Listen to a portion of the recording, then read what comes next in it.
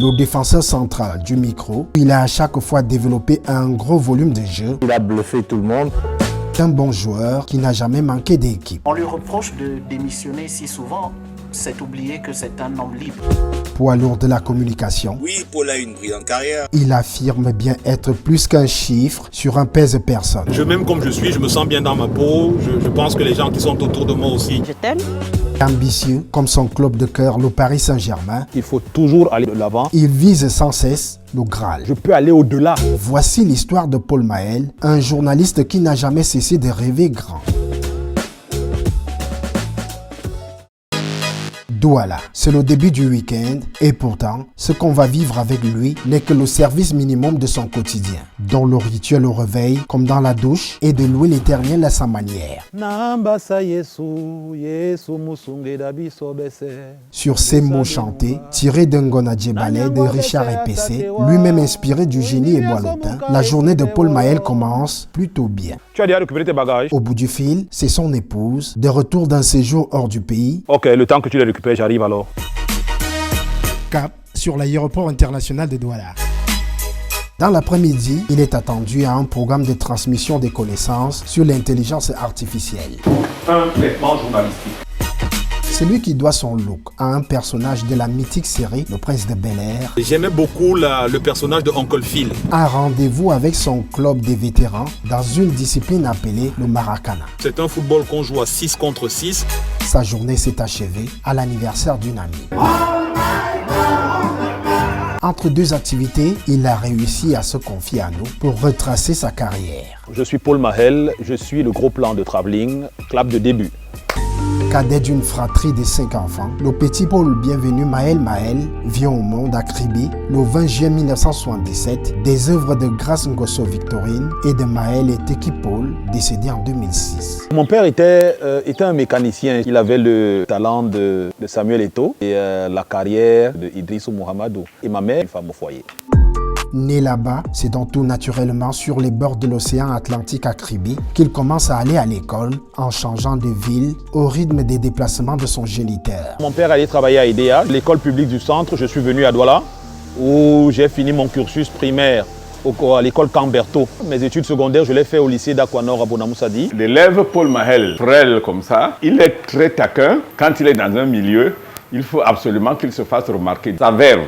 C'est-à-dire que pour un enfant de cette classe et de ce niveau, il vous parle un français limpide. Et il me dit surtout qu'il veut animer le club journal. Quand je suis en première, je suis président de la coopérative. Il est mondiste, je connais sa petite. Mais j'étais assez brillant. Brillant, vraiment brillantissime. Cette année-là, il y a eu une décision ministérielle qui interdit aux élèves de terminale d'être président de la coopérative. J'avais fait un travail remarquable quand j'étais président de la coopérative en première, que le proviseur de l'époque, M. Lombat Samba, a écrit au ministre pour demander une dérogation spéciale pour que moi, je puisse être président de la coopérative en étant en terminale. On va tordre donc la réglementation.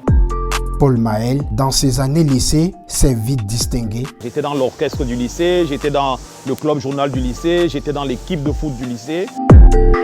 J'ai mon bac en 96. Et après, c'est l'université de Douala. Il y a une année donc de flottement pour lui. Parce que n'ayant pas de moyens pour me payer les 50 000, et je trouve du boulot dans une entreprise pharmaceutique, 2 ans, et c'est après ça que je réussis à avoir un peu d'argent pour aller à l'université. Ayant raté le concours d'entrée à l'école militaire Interham, Paul Mahel va s'inscrire par dépit à la fac en lettres modernes françaises. J'ai aussi fait un DUT en logistique et transport à l'IUT de Douala. Nous avons tous fait IUT. Et en 2009, je suis allé faire une maîtrise professionnelle en communication des organisations. Paul Mahel, côté jardin, depuis plus de 20 ans, il partage sa vie avec Marion Obam. Je travaillais sur une radio qui s'appelait Nostalgie et elle était venue interviewer notre DG. Monsieur Lionel Fofé, qui était le directeur de Nostalgie Cameroun. Et je gérais la page média Mutation. Donc j'étais allée pour prendre rendez-vous avec lui. Et j'ai trouvé Paul et Tito à l'entrée. Je leur ai dit bonjour, je suis passée. Tito et moi, on l'a regardé à travers la baie. Quand elle est partie, il m'a dit, mais c'est qui cette fille? Au moment de repartir, il m'a dit, mais C'est comment vous arrivez à peine, vous repartez. J'ai dit oui, j'ai fini. Et nous ne sommes pas intéressants. J'ai dit c'est pas vous que je suis venue voir. Donc j'ai terminé. Est-ce que je peux avoir ton numéro de téléphone? J'ai regardé un genre. Bon, j'ai quand même donné le numéro. Et Tito, il m'a dit au pipi, c'est comme ça qu'il m'appelle lui. Il m'a dit au pipi, ça c'est ta femme. Tito me dira qu'il lui a dit que gars, ne lâche pas la gosse, il faut. Pas jusqu'au bout. C'était, je me rappelle très bien, c'était en 3 décembre 2003. Ça n'a pas été facile, hein. Je lui ai quand même un peu couru après parce qu'on avait elle avait surtout un emploi du temps assez chargé, elle bougeait beaucoup, elle se déplaçait énormément. C'est pas facile au début, une femme journaliste qui a des horaires... Donc la voir c'était assez compliqué, il n'y avait pas de réseaux sociaux comme aujourd'hui, donc on était obligé de s'envoyer soit des SMS, soit au téléphone. Il m'a permis de me remettre en question. Et après un jour, elle a accepté de me voir, on est allé dîner, elle m'a écouté. On s'est trouvé très vite des atomes crochus. Il n'était pas le meilleur parti. Marion était là avec une promesse d'aller continuer des études à l'étranger je crois. Et Paul était là, un gars qui se cherchait, je pense qu'il avait une natte. Il avait une natte sur laquelle il dormait. Le début d'une relation très forte où on se dit la vérité entre nous. Je pense que c'est l'une des plus belles rencontres de ma vie. Ce n'est même pas un coup de foudre, il y a une construction du nous. Après ça, on ne s'est plus quitté. Très amoureux de son épouse. Et il sait citer sa femme en exemple et il essaie bien qu'elle soit une dame très connue, une dame publique. Il essaie de la laisser dans son couloir, d'être dans le sien. J'ai vu comment il se met en quatre pour l'épauler. Nous sommes très fusionnels. Un bon mari. C'est un compagnon de vie très agréable. Quand il est heureux, il chante. Il me fait dire. Il chante.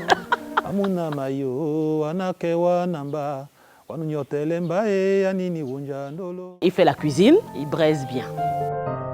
Au fil de leur relation, les tourtereaux, mariés depuis 2009, sont devenus les heureux parents de 6 enfants. L'aîné, Mercedes, qui est en première année à l'Université catholique à Yaoundé. C'est le meilleur papa du monde. Il nous regarde quand il faut, mais c'est surtout notre meilleur copain. La seconde, qui est Grace, elle est aussi en première année à l'université, elle est en section anglophone. Le troisième, Keza, il attend les résultats du probatoire F1. Il nous aide vraiment à avancer dans la vie, en nous donnant des conseils tout le temps. Et il a toujours cette petite manie-là de nous suivre lorsque nous posons certains actes. Ensuite, on a Areta qui va en forme forte. Il est drôle et surtout très attentionné. Ce que j'aime chez lui, c'est qu'il est compréhensif.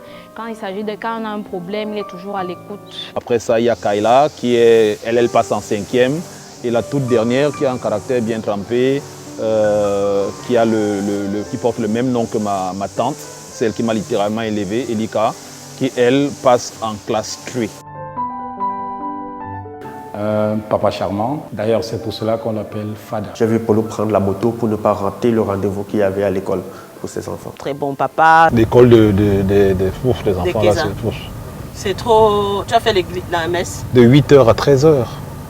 Mais tu as été un chic papa. Je l'ai vu pleurer en pensant à sa famille à Kinshasa. Ce qui m'a touché, c'est qu'il ait écouté son aventure internationale pour revenir au Cameroun parce qu'il trouvait que, vu les occupations de son épouse, il manquait quelque chose. Il avait l'impression que les enfants lui échappaient déjà. C'est un homme qui est très attaché à ses enfants. Journalistes et communicants, Paul et Marion partagent la même passion et le même métier. La règle d'or chez eux, ne pas parler boulot à la maison. Il n'aime pas que j'intervienne dans sa vie professionnelle comme je n'aime pas qu'il intervienne dans ma vie professionnelle. Le premier pari qu'on s'est fait, c'est de parler de travail à la maison le moins possible. On a la vie qu'on a souhaité avoir. À côté de cette femme de poigne professionnellement, c'est une épouse et une mère exceptionnelle. Bonne arrivée, Madame Mahel. Merci. How are you, guys? I'm fine.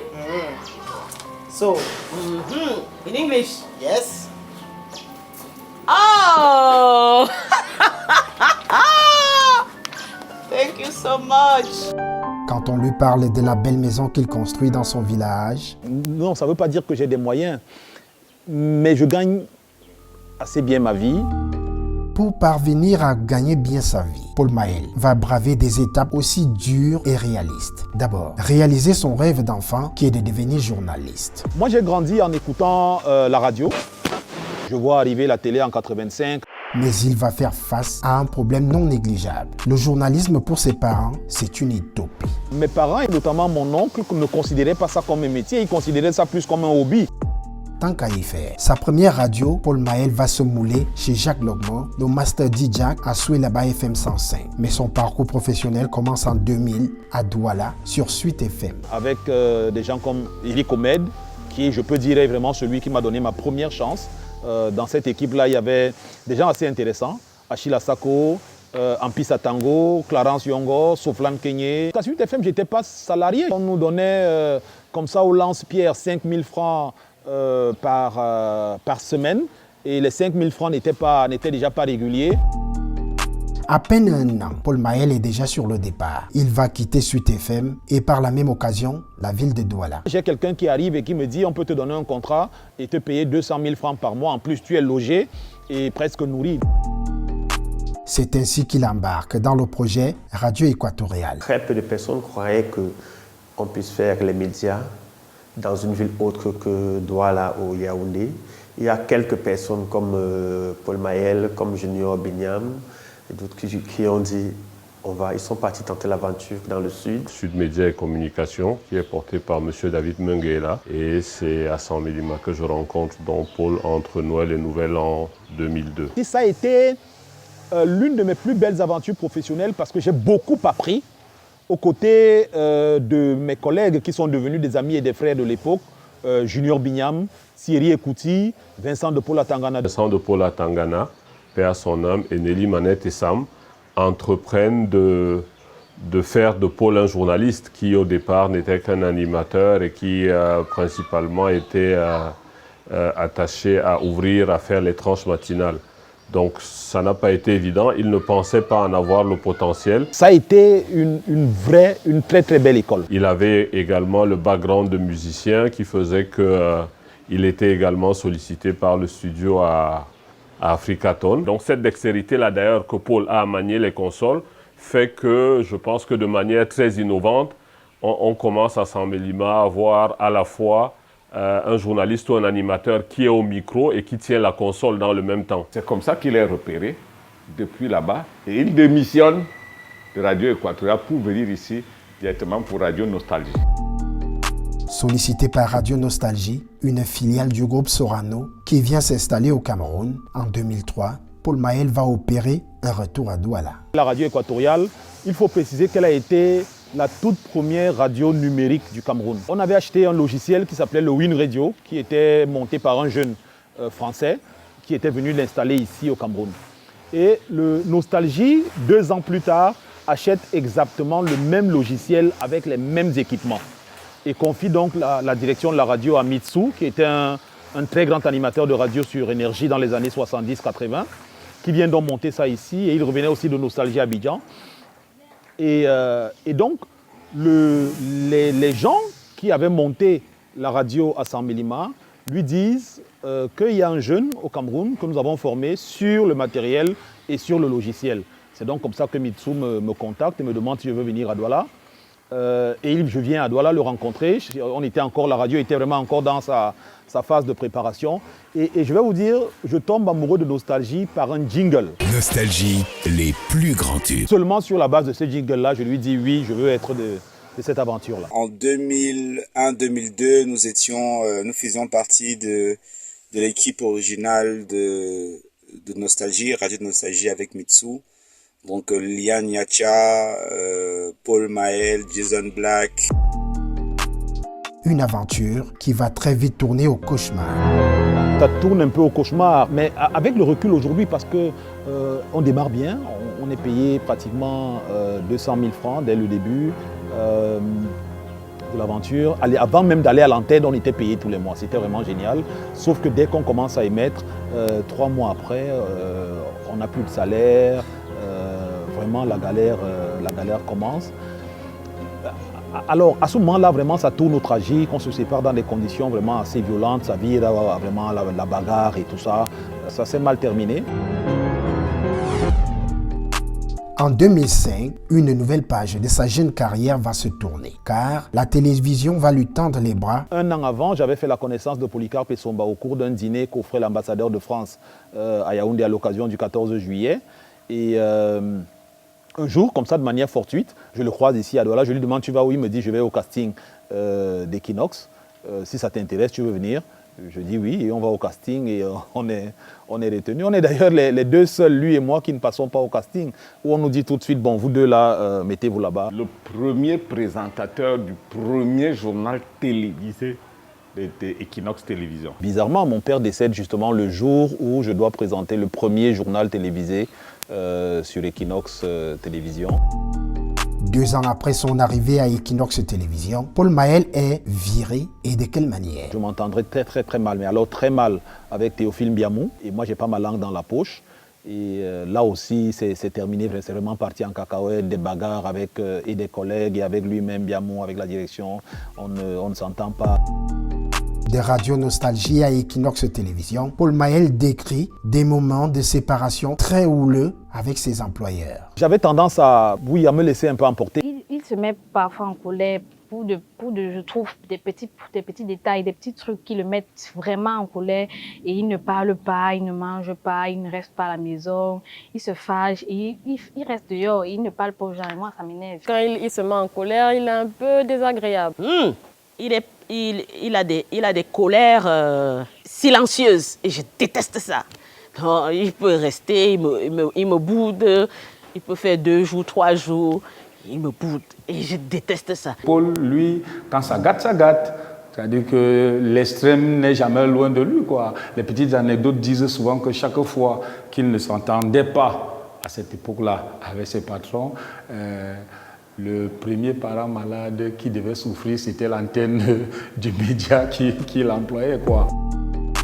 Ses coups de sang et sa réputation de bagarreur ont au fait de le précéder à Canal 2 International, où il est recruté en 2007. Chop vient donc me voir, il me fait cette proposition-là. Et il me dit, demain matin, tu viens. Je suis allé, j'ai rencontré Emmanuel Chatieu le lendemain, qui était assis avec un petit frère, un jeune frère, qui était son bras droit à l'époque, Robert Itok, malheureusement qui est décédé. Et il me pose 2-3 questions sur pourquoi je suis parti d'Equinox. On dit que je suis un bagarreur, pourquoi je fais ci. Je réponds. Et quand je réponds, il demande à Robert Itok, qu'est-ce que tu en penses? Et Robert Itok lui dit, non, c'est un bon journaliste, vraiment, ce serait bien qu'il nous rejoigne. Quand j'arrive à Canal 2, Eric Fotso me dit, écoute, ta réputation t'a précédé ici, mais moi je te fais confiance, je pense que tu peux te calmer et je souhaite vivement que tu te calmes et que tu restes chez nous et qu'il n'y ait pas de scandale. Et cette phrase d'Eric Fotso, le jour de mon recrutement, m'a marqué et chaque fois que je sentais un coup de sang, ça me revenait quand même parce que je me disais, tu as fait ça à Nostalgie, tu as fait ça à Equinox, si tu fais ça ici, on saura que c'est toi le problème, donc tu as vraiment intérêt à te calmer. Son arrivée dans la chaîne verte, Paul Mahel est tout de suite face à un dilemme. On me propose dès le départ de prendre soit la place de Joly Koum qui était directeur de l'information, soit celle de Jean-Jacques. Ça ne m'emballe pas trop. Et je leur dis non, moi je veux travailler, mais je ne veux pas prendre la place de quelqu'un, vraiment, s'il y a une autre place de libre. Et chop, puis d'ailleurs, il n'y a pas de chef de chaîne à la radio. Et je repars donc comme chef de chaîne à Suite FM, que je fais pendant 1 an, alternativement avec les reportages que je faisais pour la télé, jusqu'à ce qu'à un moment donné, 1 an après, Chatieu décide que bon, écoute, ça va, ton affaire de radio-télé, là, moi c'est à la télé que je te veux. Pour finalement remplacer Jean-Jacques Zé, promu rédacteur en chef, Paul Mahel va démontrer son talent en développant sa tactique. Moi, je m'appuyais beaucoup sur les filles. J'avais un quatuor de filles qui était vraiment ma fondation. Blanche Bidga, Cathy Toulou Elanga, Mireille Ngosso et Mireille Job. Serge Loga, qui était un vieux caméraman, qui est toujours là d'ailleurs, qui était de très très bons conseils. Il était un peu fanfaron sur les bords. Le directeur de l'information de l'époque, Joly Koum, m'a aussi beaucoup aidé. Sa plus grande reconnaissance envers la chaîne du groupe TV+, vient de la notoriété acquise avec une émission phare. C'est ce passage à Canal 2 qui me fait découvrir du grand public. Les premières émissions de l'Arène, ce n'est pas Paul qui fait la synthèse. Il y a surtout un gros problème au niveau de la programmation de l'Arène. Jules veut la faire le mercredi, Joly Koum ne veut pas, prétextant que c'est une tranche horaire où lui, il a une émission qu'il conçoit. Et c'est d'ailleurs là où il fait l'émission qui s'appelait Tous à l'antenne. Jules et moi, on échange un petit peu. Il me dit qu'il veut la faire dimanche. Et personne ne pensait qu'une émission dimanche soir pouvait avoir de l'audience. Le casting de départ, c'est Jules Domche à la préparation, Blanche Bidga pour les préférences et de regretter mémoire aussi, Louis-Roger Noadieu, la synthèse. Je crois qu'il arrive soit à la 4e ou à la 5e parce que les 2 premières personnes dont je vais taire le nom qui commencent à faire cette rubrique, je ne suis pas du tout satisfait. Au bout de 2 émissions, les retours sur la synthèse de Noadieu ne sont pas bons. Jules n'en est pas satisfait. Et je ne sais pas si c'est un collègue, je ne me rappelle plus bien, qui me dit demande à Paul, je pense qu'il peut faire l'affaire. Il vient me voir, il me dit est-ce que tu ne veux pas essayer ça? Et d'ailleurs, la direction n'est pas d'accord. Je pense qu'on propose quelqu'un d'autre. Et Jules insiste sur moi, il dit non, je préfère que Paul, à qui j'ai parlé de l'émission depuis sa conception, qu'il essaye un peu, on voit ce que ça donne. Quand je l'approche, il dit oui tout de suite. Et la première fois qu'il fait la synthèse, je crois qu'on reste tous bouche bée, à la fois l'invité, moi le présentateur et même les téléspectateurs. Et je le fais et ça accroche tout de suite. Parce qu'il a bluffé tout le monde avec cette facilité qu'il avait à résumer 1h30 d'émission en même pas 5 minutes, avec un talent, je vais juste dire, qui frôlait parfois l'insolence. Donc c'est comme ça qu'il s'impose dans cette rubrique comme une évidence. C'est là où le public me découvre.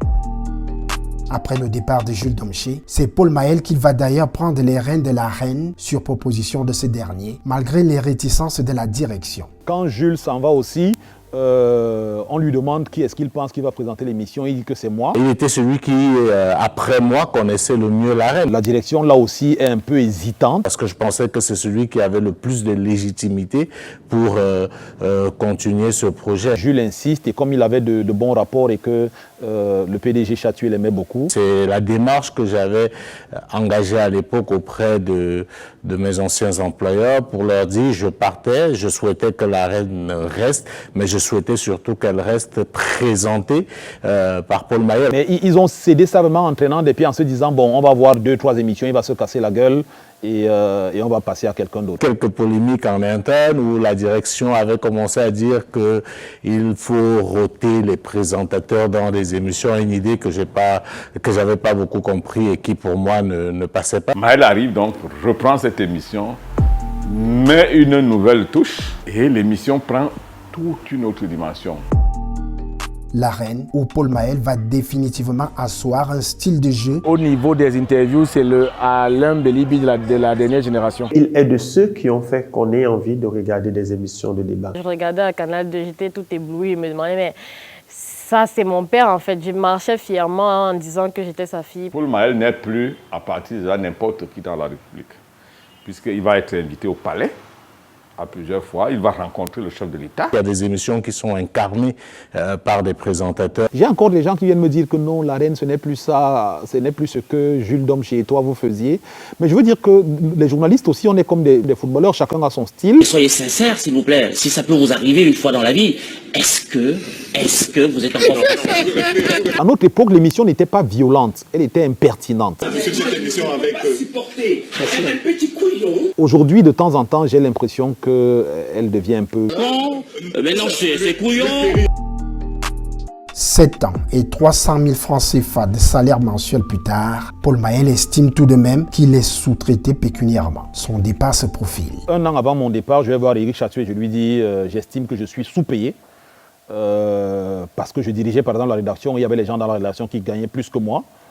Donc j'estime que je suis sous-payé et il me dit ok, on va revaloriser ton salaire. Et donc 1 an après, quand je viens déposer ma démission, il pense que c'est à cause de la non-revalorisation de mon salaire. On me propose tout de suite que non, ne pars pas, on va revaloriser ton salaire de pratiquement 100%, on va t'acheter une voiture. Et d'ailleurs, on m'offre une voiture avant mon départ, mais pour moi, j'étais déjà parti. De l'aventure Canal 2 International, Paul Mahel garde un souvenir. On a commencé à interférer dans mon travail, il fallait que je fasse signer mon conducteur par tel, qui est quelqu'un d'autre, qui n'est pas de la rédaction, qui vient regarder le conducteur du journal et tout ça. Et une grosse tension s'est installée au sein de l'équipe et je ne supportais pas ça. Donc ça a vraiment été ça la goutte d'eau qui fait déborder le vase. Mais déjà 1 an après, je commençais à penser à partir. Pourquoi? Parce que ça faisait 7 ans que j'étais là, j'étais arrivé à saturation, j'avais envie d'autre chose. En 2011, Son nouveau challenge s'appelle Vox Africa. Paul Mahel arrive à la télévision panafricaine grâce à son ami Jules Domché. Quand j'arrive à Vox Africa, très rapidement, quand je vois l'immensité du chantier qui m'attend, je suis conscient que je ne peux pas le faire tout seul. Que Jules fait un casting exceptionnel. Pour moi, il était évident d'aller vers des gens qui avaient déjà de la compétence. Boni Philippe, Paulin Bala, Martin Camus-Mimbe, ça a été un mercato du tonnerre. C'était un challenge magnifique. C'est comme ça qu'il m'a suivi à Vox Africa. Vox Africa, ce n'était pas une affaire d'argent. Oui, on était bien payé, on était assez bien payé, on avait quelques avantages qui étaient assez intéressants également. Et on voyageait pas mal. Oui. S'il vous plaît,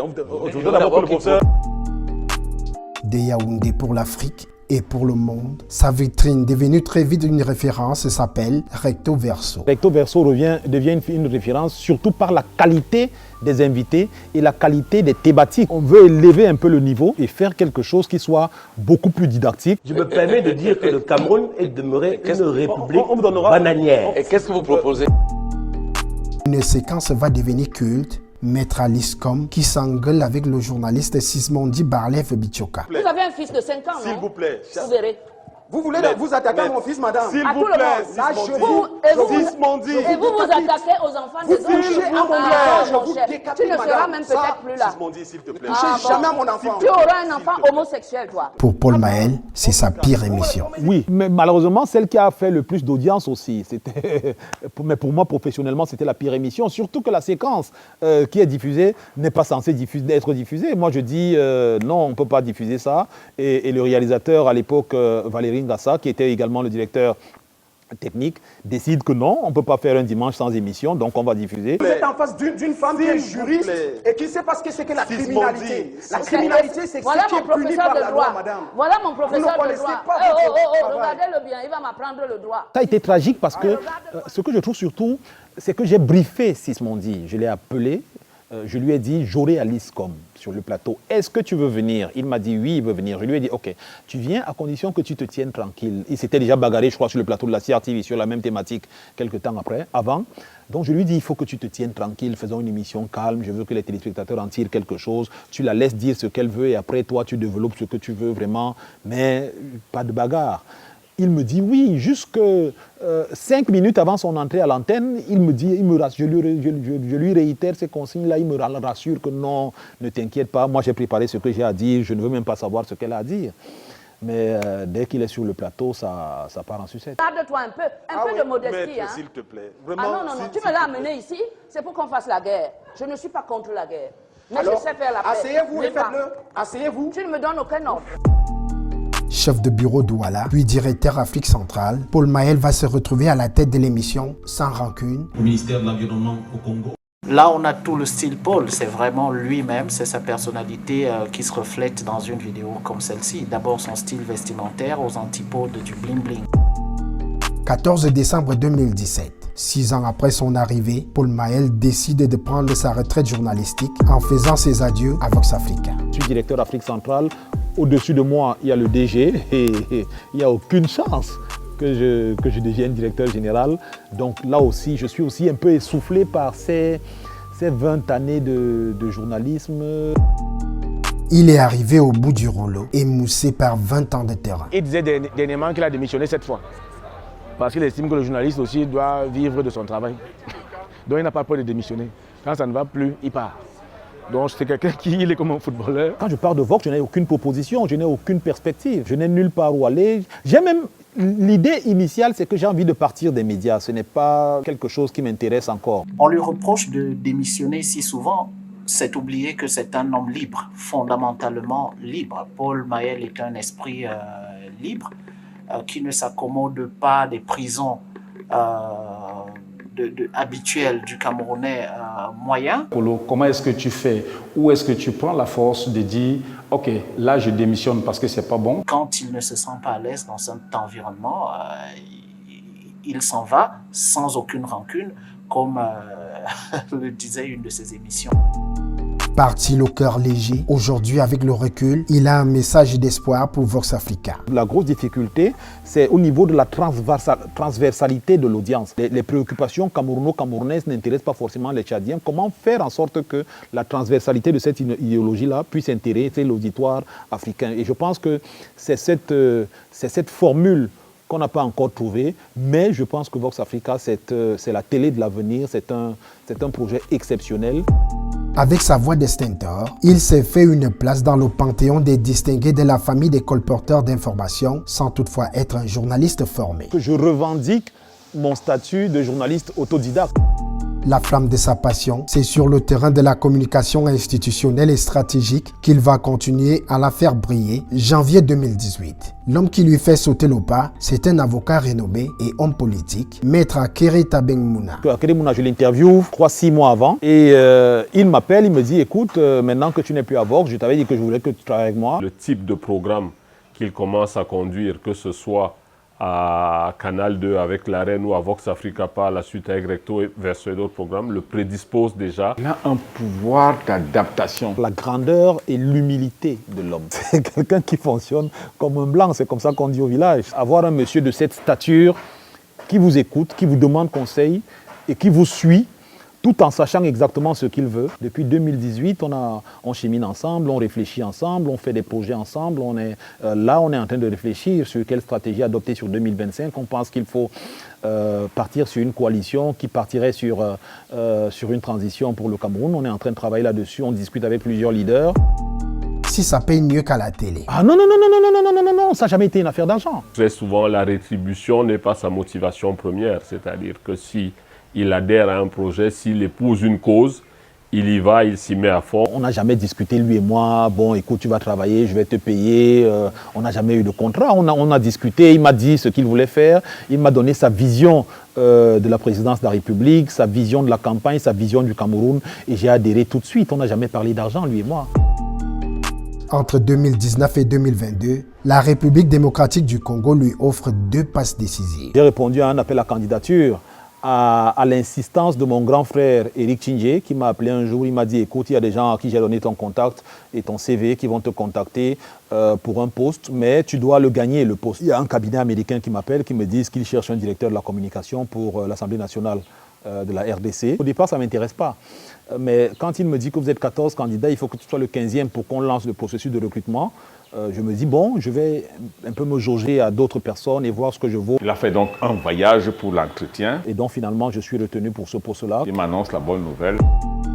Je suis directeur de la communication pendant 1 an et demi. Il y avait des organismes internationaux qui le sollicitaient déjà. Il a dû donc partir de là pour céder à la pression d'un autre organisme international. Strategic Advisor pour une organisation internationale qui s'appelle Women of Africa, qui travaillait sur un projet de reconstruction de la paix en zone de guerre qui était financé et soutenu par la coopération suédoise. Paul prend alors ses marques dans cette capitale congolaise où je suis installé depuis plusieurs années. Il a l'heure ou le malheur de souffler à l'oreille des dirigeants de ce qui est appelé le camp Kabila à l'époque. Et malgré ses fonctions astreignantes et très sensibles pour lui, nous prenons l'habitude de nous rencontrer en semaine et en week-end de manière très régulière, en prenant soin à chaque fois d'arroser nos rencontres d'un vin sud-africain. Entre 7 et 9 000 $ mois. Des contrats à durée déterminée qui lui ont fait taper dans l'œil d'une grande écurie de la communication internationale. Quand je pars du Congo, je suis courtisé par une agence de com internationale qui envisage d'ouvrir un bureau au Cameroun. Et là, je suis arrivé à un niveau où j'avais vraiment plus envie d'être salarié. Et je me suis dit, pourquoi est-ce que je vais travailler pour eux alors que je peux me mettre à mon propre compte? En juin 2022, il crée avec son épouse une première boîte qui s'appelle Well Done. À un moment donné, il dit, tu sais, mon épouse me prend déjà comme son employé. C'est-à-dire que, bon, c'est elle qui fixe mon salaire. Comme c'est elle qui est boss dans l'affaire, là, je quitte. Il va donc décider de créer une nouvelle boîte. Cathédrale, un cabinet spécialisé dans la communication stratégique et institutionnelle. On a un portefeuille client qui n'est pas très large. On a également un catalogue de formation. Une initiative appelée Transmission. Transmission qui vise principalement à outiller et à rappeler aux jeunes journalistes quels sont les éléments de base pour la pratique de ce métier-là. Il a à cœur la presse de demain. Il refuse, comme moi, d'accepter la fatalité. Rien de professionnel ne peut plus se faire dans ce milieu-là. À moins de 50 ans, Paul Maël peut s'estimer heureux de ses états de service honorables, tant sur le front médiatique que sur celui de la communication. C'est la plus grande star. Trop de gens le reconnaissent. On est tout le temps en train de dire que ton père c'est Paul Maël, ton père c'est Paul Maël, waouh c'est ton père, waouh c'est ton... Et moi ça me vexe un peu parce que je passe en fond du tableau. Il n'a jamais porté ce costume de star de la télévision. Il peut loger dans un 5 étoiles et il peut manger au beignet haricot le dimanche. Il était à mission ici. Il avait un très bel hôtel, il avait tous les frais d'émission. Il est arrivé à la maison, bonne cuite, match de football tranquille. Il s'est couché sur ma moquette. Il a mis un petit drap sur lui. Lui et moi, on peut s'asseoir au tourne-dos dans un quartier. Il donne sans compter. Il est fidèle. Fidèle à ses amis. Son principal défaut, ça serait peut-être d'être trop direct, d'être clairvoyant dans un pays où les gens sont faux. Très humble parce que depuis 1 an et demi que je suis entrée dans cette maison, il ne m'a jamais tutoyé. Monique, s'il vous plaît, est-ce que vous pouvez... C'est un homme de conviction, c'est un homme de principe. C'est quelqu'un qui sait vivre musicalement, sportivement. Pour un mot, pour une phrase, il a même un peu bagarré avec quelqu'un d'autre d'une autre équipe. Il est vrai. Je l'aime fortement pour ça, parce que c'est quelqu'un de très vrai. Il faut dire les choses comme on les pense. Dire que bon, écoutez, je vais envoyer votre numéro à la police si tu m'appelais encore, tu vas voir. Si elle prend une voix de bébé, il est très famille et généreux. Quand elle est content, elle est content. Et quand elle est fâchée, ça se fait savoir aussi. Il est ceinture noire 3e dan. Et tant pis pour vous si vous le sentez sur votre corps, parce qu'il est physiquement prêt. Ils ont tellement entendu parler de mes exploits qu'ils sont venus te filmer. Sa liberté de penser. Paul Maël n'hésite pas à prendre position sur les faits qui rythment l'actualité. Totalement, mais il prend position, il ne fait pas semblant. Il faut prendre position sur tout. Toujours prendre position. Qu'il soit être audible. Hein. J'ai déjà été avec lui où il me montre des inbox de certains hauts gradés du pays. On fait attention, t'as lu, tac. Il lit souvent comme ça, il éclate de rire. Sur l'affaire Martin Kamumim, qui lui a valu des tacles par derrière. S'il fallait faire un reproche à mon frère, je n'ai pas besoin de le lui faire sur les réseaux sociaux. Sur l'affaire Eto Minsep, qui a contribué à diviser plus les Camerounais. C'est une affaire qui aurait pu se régler si le président de la FECAFOOT et le ministère avaient eu le bon sens tous les deux de s'asseoir autour d'une table et de discuter pendant 1 heure. Paul fait partie des premières personnes qui ont pensé que Samuel n'avait rien à faire dans le football camerounais. Pas parce qu'il ne pouvait rien apporter, mais parce que le Cameroun tue ses enfants. Un Églésien modéré. C'est monsieur tout le monde qui peut dire n'importe quoi à notre légende Samuel Eto'o. Et ça, ce n'est pas bon.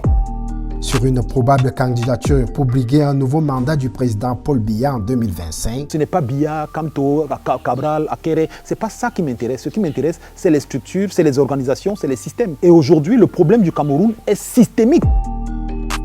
Sur une passe à l'aveuglette, en direction du journaliste Sam Séverin Ango, il a ce contrôle orienté. Sam n'a jamais été mon ami. Le nomadisme politique, passer des formations politiques qui ont des idéologies totalement différentes, passer d'une formation à l'autre, ça manque de cohérence et ça manque de constance. Sur un amorti de balles, voici ce qu'il pense de certaines personnes et personnalités. Amougou Belinga. Comme patron de médias, je trouve qu'il traitait bien ses collaborateurs, je trouve qu'il dirigeait bien le groupe de presse, au-delà de tout ce qui peut se dire.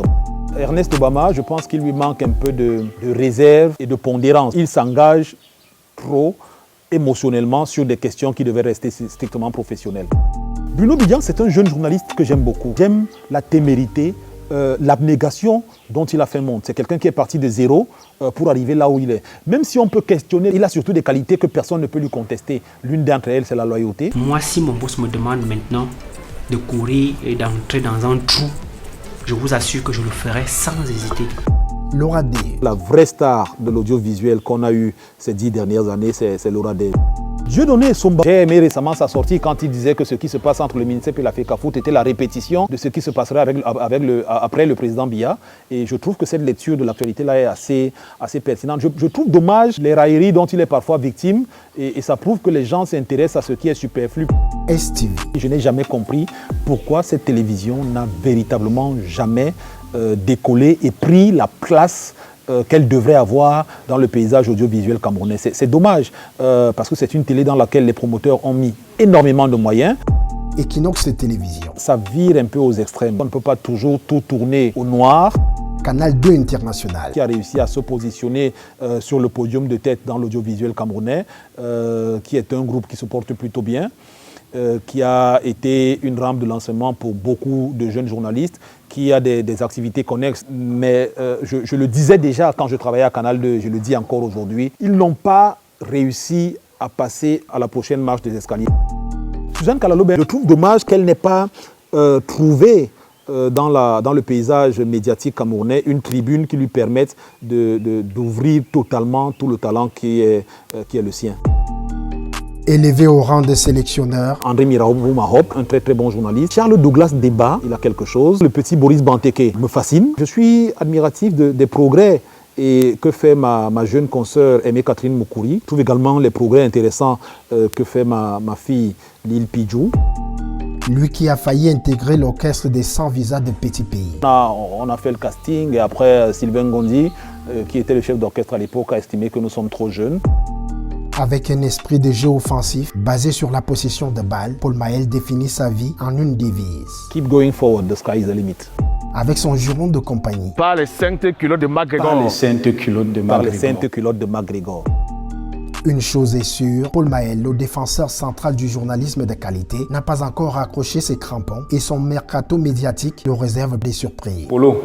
Bonbon Big. Mon enfant. Mon cher compatriote. Papa. Oh pipi. Tu es définitivement une star, même si tu y renonces. Travelling a fini par mettre le grappin sur toi. Je suis heureux pour ce que tu es devenu. Je te prie de ne pas perdre ce caractère dans l'univers d'hypocrisie, de faux qui prospère chez nous. Reste Paul Maël. Reste comme tu es, ne change surtout pas. Mais de temps en temps, des accès de colère. Voilà. Reste le frère que tu as toujours été, généreux et surtout loyal. Merci de rester droit dans tes bottes. Merci d'être ce que tu es, je t'aime très fort. Je t'aime beaucoup, voyou de grand frère. Bon vent. Que Hilolombi continue de te protéger, toi et ta famille. Chérie, Papa, je suis très fière de marcher dans les rues en soulevant les épaules, sachant que je suis ta fille. Je suis très fière de toi. Je suis très reconnaissante pour tous les conseils que tu m'as transmis et j'espère pouvoir les transmettre à mes enfants. J'aspire à être comme toi plus tard. Peut-être ça, je te l'ai jamais dit. Je te souhaite beaucoup d'années. Je t'aime et je te promets que un jour, c'est moi qui sera ta star. On doit accélérer notre projet de vie. Donc, il faut qu'on le mette vite sur pied là et qu'on puisse en profiter, s'asseoir et regarder nos enfants, regarder ce qu'on a accompli. Je t'aime, Monsieur Maël.